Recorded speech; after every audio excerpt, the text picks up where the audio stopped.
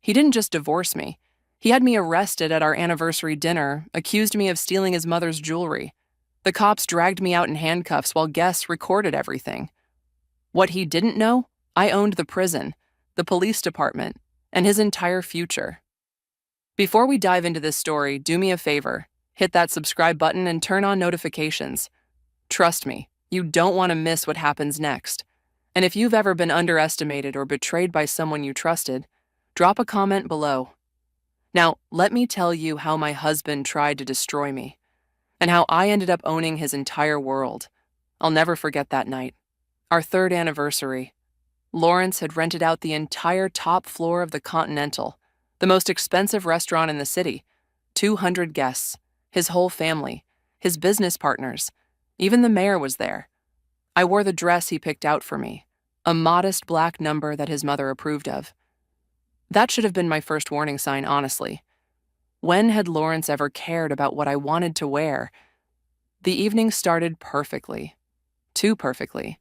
He gave this beautiful speech about our journey together, about how I came into his life and changed everything.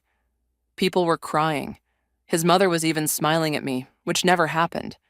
I remember thinking maybe, just maybe, things were finally getting better between us. Maybe his family was finally accepting me. Then his mother screamed. Her $2 million diamond necklace was missing, the one she never took off, suddenly gone from her neck. And before I could even process what was happening, Lawrence was opening my purse. Right there, in front of everyone. His hands moved so quickly, so deliberately, like he knew exactly where to reach. And when he pulled out that necklace, holding it up for everyone to see, the room went silent. I stood there, frozen. I couldn't speak, couldn't move, because I knew. In that moment, I knew this was planned. The way his mother's scream was perfectly timed, the way he just happened to check my purse, the way security was already at the doors. "How could you?" he said, and his voice was so convincing, so hurt. If I didn't know better, I might have believed he was actually shocked. After everything I've done for you, after I gave you this life. The police arrived within 5 minutes. 5 minutes. You know how long it usually takes for cops to show up to a fancy restaurant? But these officers walked in like they were expected. Because they were. Lawrence had called them before dinner even started. I'll never forget the feeling of those handcuffs clicking around my wrists. Cold metal biting into my skin. The flash of cameras from every direction. Guests weren't even trying to hide it. They were recording, posting it in real time. I could hear his mother's voice rising above the chaos. "I knew it. I told you about her kind. They always have an agenda." Lawrence leaned close as they led me away, his mouth right by my ear. His words were so quiet, only I could hear them. "You'll leave with nothing," he whispered, "just like you came." That night in the holding cell was the longest of my life. Not because I was scared. I'd been through worse. But because I had to decide right then and there whether to reveal who I really was or let this play out. Every hour that passed, I thought about making one phone call that would end this immediately, but something stopped me. I needed to see how far he would go. I needed to know if there was any part of the man I married left inside him. His lawyer showed up the next morning with divorce papers and a deal. Sign them, and the charges disappear. Refuse, and face 10 years in prison for grand theft. They had it all planned out. Witnesses who would testify they saw me eyeing the necklace. Security footage mysteriously corrupted during the exact moment it was stolen. A fake prenup I'd signed when we got married that left me with nothing. I signed, didn't say a word, just picked up the pen and signed my name on every line his lawyer pointed to. The satisfaction on Lawrence's face was something I'll never forget. "I knew you were a criminal from day one," he said. "Gold diggers always are." They released me with just my phone. No money, no cards, not even my wedding ring. He'd had that taken as evidence. I walked out of that police station in my wrinkled anniversary dress and got on a bus. A public bus. Me. Can you imagine? Here's what Lawrence didn't know. What nobody knew. My real name isn't the one on our marriage certificate. Well, it is, but it's not the one the business world knows. For the past 12 years, I've been known as the Phantom in financial circles. An anonymous investor who appears out of nowhere, saves struggling companies or destroys corrupt ones, then vanishes. I've built an empire worth $15 billion through networks of shell companies, trusts, and investments so complex that even the best forensic accountants can't trace them back to me. I own private prisons, real estate developments across 6 states, media companies, tech firms, that very police station where I spent the night. The city contracted its security systems through one of my subsidiaries. The holding cell I sat in, I funded the renovation 3 years ago. But it goes deeper than that. See, I didn't meet Lawrence by accident at that charity gala 3 years ago. I was investigating his family. His company was laundering money for some very dangerous people, and certain individuals needed to know exactly how deep the corruption went. I went undercover as a potential romantic interest, planning to get close, gather evidence, and disappear. Then I made the biggest mistake of my life. I fell in love with him, the real him, or who I thought was the real him.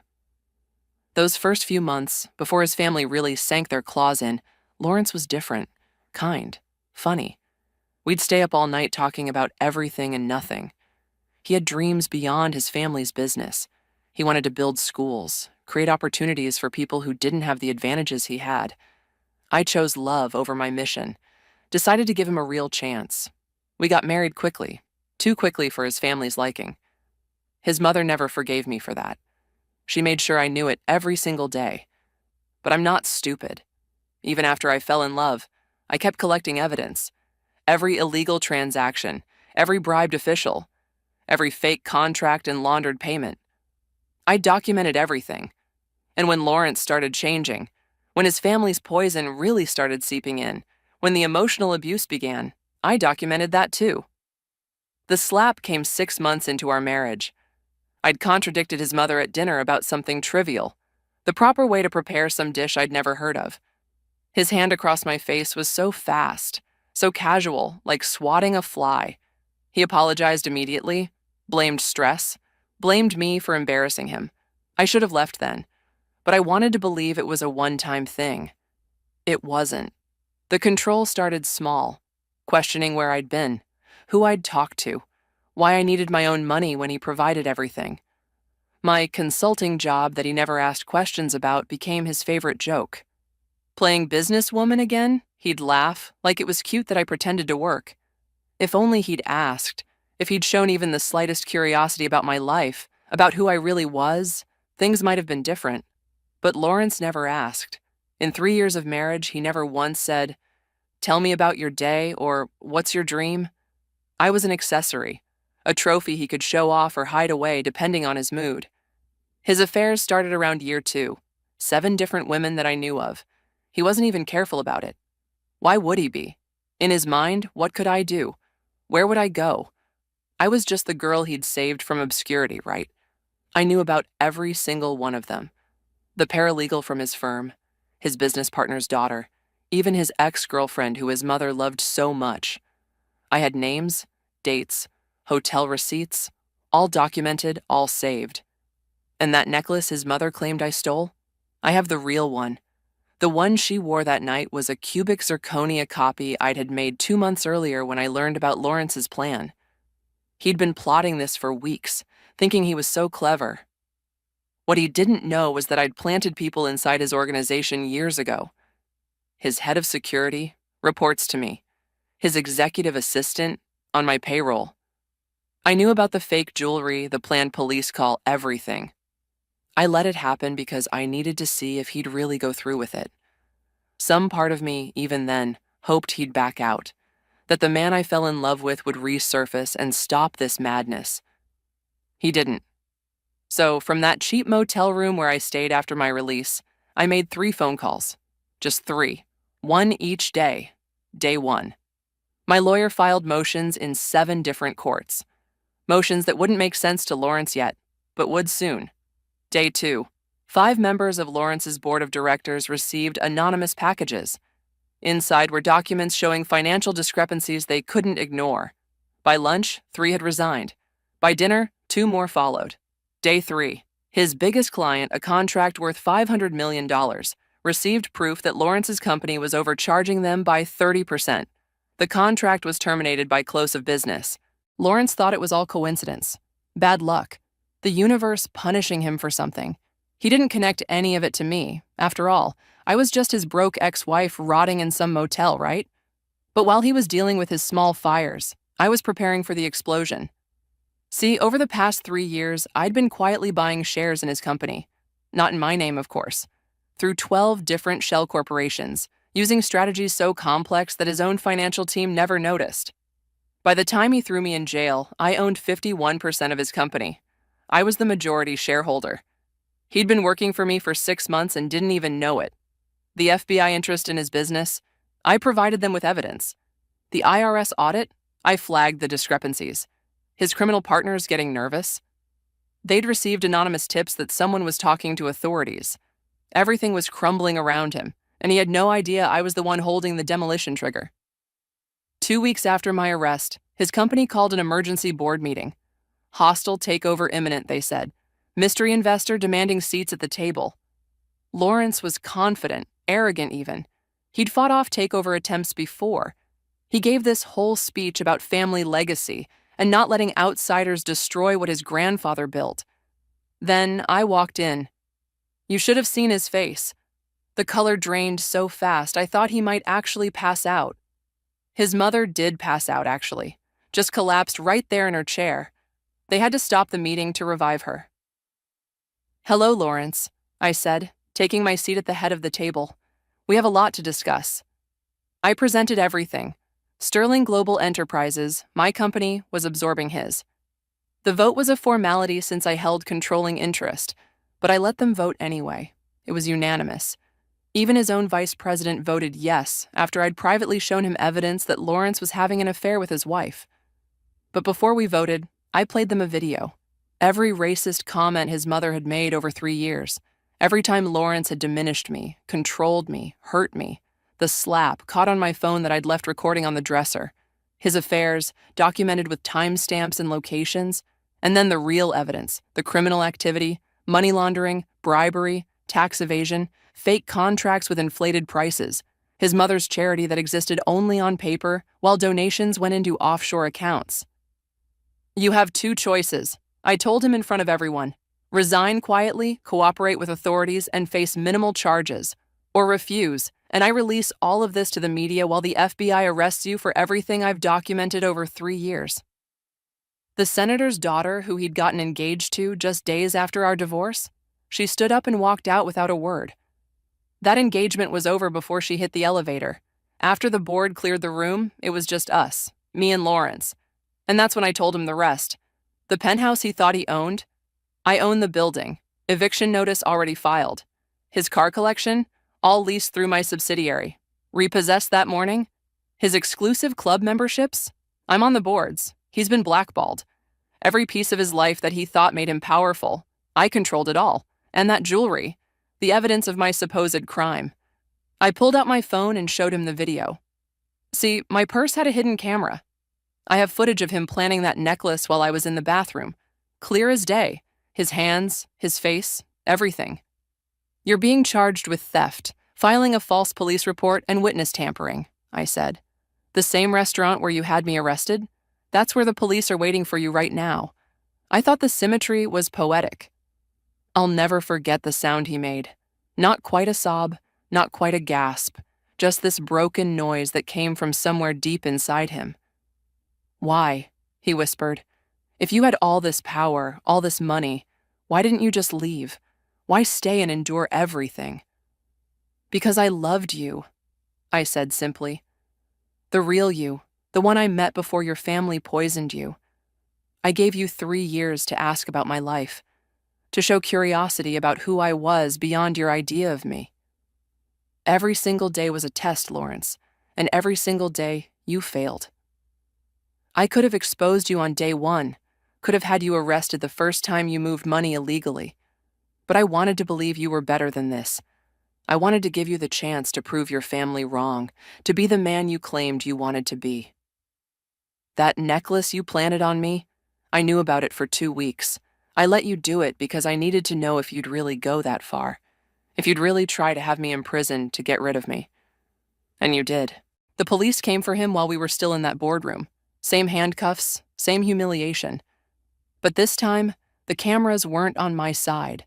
They were everywhere, because I'd tipped off every media outlet in the city. Billionaire's revenge backfires was trending within an hour. He lost everything. The company, obviously, but also his reputation, his friends, his family's respect. His mother tried to distance herself, claimed she knew nothing about his activities. Didn't matter. She's serving 5 years in federal prison for the charity fraud. Lawrence took a plea deal, 3 years minimum security in exchange for cooperating with investigators and testifying against his business partners. I could have pushed for more, could have buried him completely. But I'm not cruel. I'm just done being kind to people who mistake it for weakness. 6 months later, I'm on the cover of Forbes. The Phantom revealed how one woman built a $15 billion empire in secret. The article details everything: how I started with nothing, built my first company at 22, expanded into industries nobody thought I could dominate, how I operated in complete anonymity for over a decade. Lawrence's company is thriving now under proper management. I kept every employee who wasn't involved in the criminal activities, gave them raises, better benefits. The company is doing better than it ever did under his family's control. I'm dating now.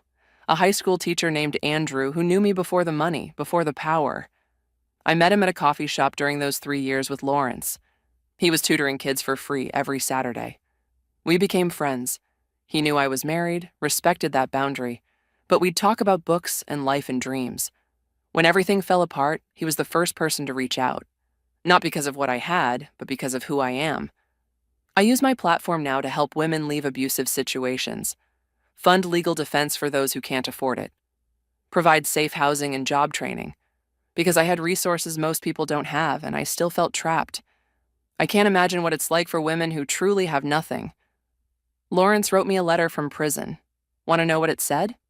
He apologized, said he finally understood what he'd lost, that he'd been reading about my life, my accomplishments, and realized he'd been married to a stranger, that he never bothered to ask because he was afraid the answer might make him feel small. I didn't write back. There was nothing left to say. But I did visit him once. Just once. Walked into that prison visiting room, my prison, technically, since I own the private company that runs it, and sat across from him in my business suit.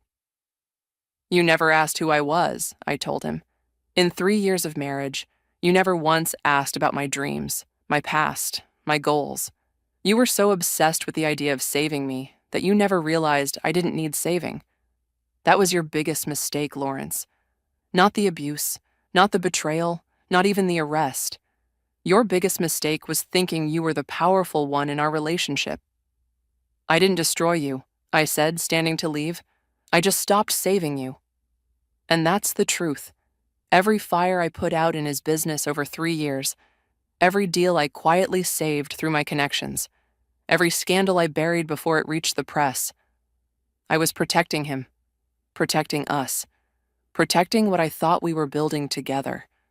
The moment I stopped, everything he'd built on corruption and arrogance collapsed like the house of cards it always was. People ask me if I regret the 3 years I spent with him, if I feel like I wasted my time. And honestly, no.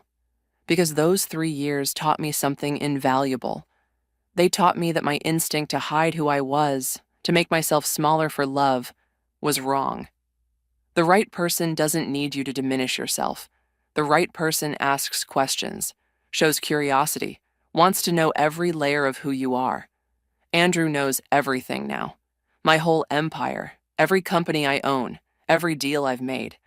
And you know what he said? That's amazing. Tell me how you did it. Not, why didn't you tell me? Not, I feel intimidated. Just genuine curiosity and pride. That's the difference. That's what love actually looks like. Lawrence had 3 years to ask me one simple question. Who are you? He never did, and that silence cost him everything. So, what do you think? Did I do the right thing? Should I have told him from the beginning? Or did he get exactly what he deserved? Drop your thoughts in the comments. I read every single one.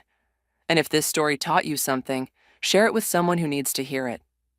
Don't forget to like this video and subscribe for more stories about karma, justice, and the truth always coming to light. Until next time, remember, never let anyone make you feel small. You might just be the biggest thing they never saw coming.